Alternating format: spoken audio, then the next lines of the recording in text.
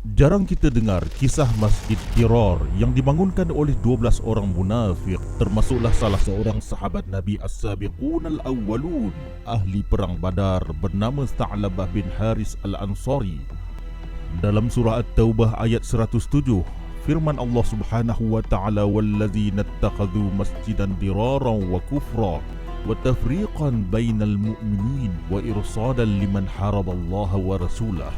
Dan orang yang membangunkan masjid untuk menimbulkan bahaya kepada umat Islam, menguatkan kekufuran, memecah belahkan orang yang beriman, dan menjadi pusat mata-mata orang yang memerangi Allah dan Rasulnya.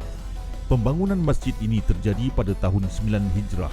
Menjelang perang Tabuk, datang sekumpulan munafik kepada Rasulullah SAW dengan wajah yang tidak bersalah.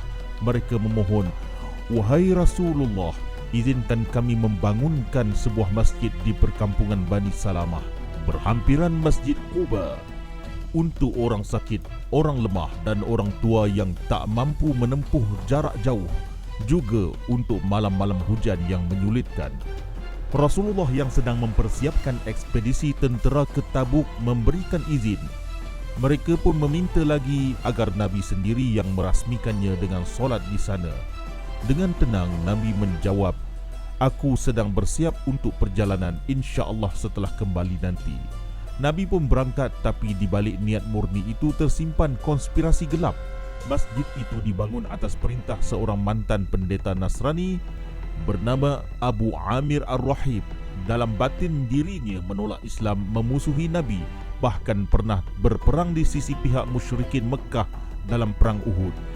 Abu Amir mengirim pesanan rahsia kepada pengikutnya di Madinah, "Bangunkanlah sebuah pengkalan, kumpulkan tentera dan senjata kamu. Aku akan kembali bersama tentera Maharaja Rom Heraklius untuk mengusir Muhammad dan memusnahkan dakwahnya." Justru itu, sebuah masjid dibangun sebagai pusat bahaya diraran bagi kaum muslimin.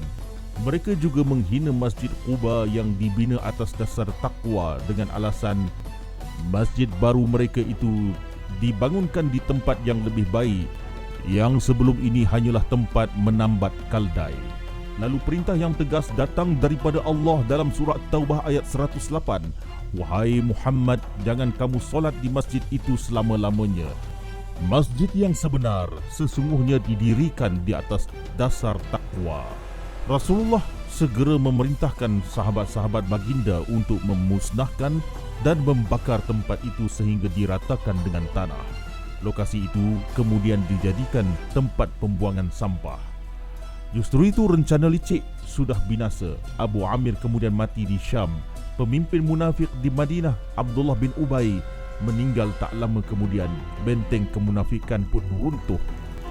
Maka jangan sekali-kali terperangkap oleh penampilan atau gelaran As-Sabiqun Al-Awwalun.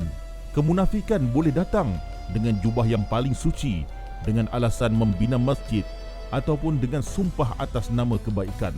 Musuh boleh bersembunyi di sebalik simbol agama itu sendiri.